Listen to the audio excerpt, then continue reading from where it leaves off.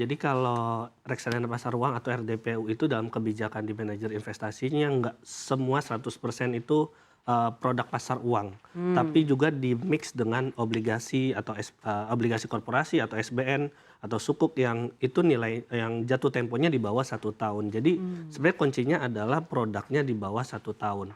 Jadi atau Under 1 year ya berarti ya? iya, jadi enggak semuanya produk pasar uang. Jadi memang di-mix dan itu tergantung dari kebijakan masing-masing manajer investasinya. Namun ada beberapa yang dana kelolaannya besar itu malah lebih banyak di penempatan dananya itu di obligasi dibanding produk pasar uangnya. Walaupun memang kita tahu suku bunga Bank Indonesia ini udah naik nih dari tahun lalu dan udah cukup naik cukup tinggi, tapi penempatannya masih tetap lebih besar di portofolionya itu produk obligasinya. Ada beberapa yang manajer investasi yang dana kelolaannya besar diraciknya seperti itu. Tapi kalau dari Anda sendiri melihatnya kinerja RDPU sendiri ini dalam setahun terakhir seperti apa sih Mas? Mungkin dari analisa Anda dibandingkan beberapa opsi-opsi investasi lainnya. Mungkin dalam reksadana saja kan reksadananya ada beberapa Ya, nih tipenya, ini bagaimana? ya, reksadana kalau misalnya kita bagi berdasarkan risiko ya, pastinya risiko yang lebih tinggi seperti saham mungkin kinerjanya bisa dikatakan sedang loyo karena memang IHSG-nya juga tidak lagi baik-baik aja. Atau indeks yang berkaitan dengan saham juga pun mungkin kinerjanya sedang fluktuatif. Namun kalau RDPU ini bisa lebih stabil dan bahkan ini bisa menjadi salah satu pilihan ketika produk reksadana yang resikonya tinggi ini sedang fluktuatif atau misalnya sedang bisa dikatakan returnnya juga tidak bagus atau bahkan kinerjanya negatif karena itu tadi daripada dana cash itu nganggur malah kemakan inflasi kan lebih baik Iya, dimasukkan instrumen investasi yang setidaknya ada returnnya. iya. Walaupun memang kalau dilihat returnnya tidak bisa mengalahkan inflasi dalam jangka pendek, misalnya kita lihat kinerja dalam 1 bulan atau misalnya dalam 3 bulan, tapi setidaknya Tidak tergerus. tidak tergerus jauh lebih parah dibandingkan kita hanya meninggalkan cash. Toh reksadana ini kan liquid, jadi bisa ditarik kapanpun. Jadi kata kuncinya adalah stabil dan Ya, menjaga nilai dari aset Anda iya. gitu dalam hal ini. Baik, kita kan mungkin lihat ke slide berikutnya seperti apa sih. Nah, alasan ADPU jadi dana darurat. Tadi kan Anda juga bilang karena emang ini sangat-sangat baik ya dalam rentang-rentang short term to medium Iya. ya, bukan long term ya. Sebenarnya alasan RDPU bisa jadi penempatan dana dalam harus short sampai medium juga di dana darurat itu seperti apa ya, Mas? Ya, jadi kalau dana darurat itu kan sebenarnya kita menyisikan untuk kebutuhan nanti, misalnya ada musibah. Musibah itu yang kemudian membuat kita kehilangan pendapatan bulanan. Kita ada dana darurat.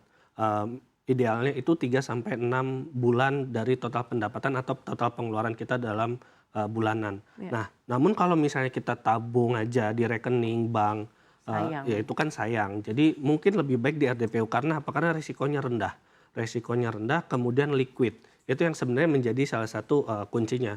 Nah, kalau misalnya kita lihat ya memang sekarang manajer investasi sudah diawasi oleh JK dan juga ada returnnya. Sehingga memang asetnya tidak tergerus. Ya. Dan kalau misalnya dibandingkan dengan instrumen lain kayak misalnya emas misalnya dibandingkan dengan emas. Emas ini sebenarnya baru untungnya untuk jangka panjang 5 sampai 10 tahun Ya, baru sebenarnya betul, menguntungkan dan tidak liquid, harus dijual betul. bentuknya fisik walaupun memang sekarang ada digital.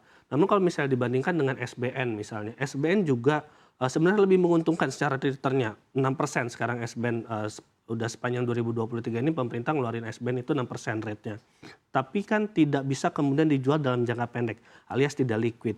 Sehingga memang RDPU ini menjadi salah satu pilihan yang paling bagus menurut saya Untuk dana darurat untuk dana tadi. darurat karena liquid itu. Karena dana darurat ini kan untuk ketidakpastian dalam pendapatan kita ke depan. Kita jaga-jaga duitnya. Jadi perlu juga duitnya ini disimpan di tempat yang liquid yang sewaktu-waktu bisa kita tarik. Jadi sewaktu-waktu bisa ditarik, menguntungkan, aman risiko rendah, dan juga terpenting adalah sudah diawasi oleh OJK ya, dan Ya. bahkan bisa dilakukan kapan saja, very very seamless untuk beginner juga bisa karena sudah tersedia di berbagai macam aplikasi juga dalam Iya. hal ini investment dan lain-lainnya. Baik, nah bagi Anda yang baru saja menyaksikan Invest Time tapi masih ingin tahu apa sebenarnya kiat-kiat ya saat berinvestasi di reksadana pasar uang dan campuran, kita langsung dengarkan saja mungkin penjelasan dari Robertus, financial expert CNBC Indonesia. Silakan, Mas Robert. Ya, reksadana pasar uang bisa menjadi pilihan investasi ketika investasi yang beresiko tinggi itu sedang melempem kinerjanya. Saham ISG sedang minus kinerjanya. Walaupun memang secara jangka panjang itu lebih baik, namun nggak ada salahnya kalau kita mengamankan aset kita sekarang di instrumen yang bisa menawarkan kestabilan, return, keamanan, dan likuiditas, yaitu adalah reksadana pasar uang.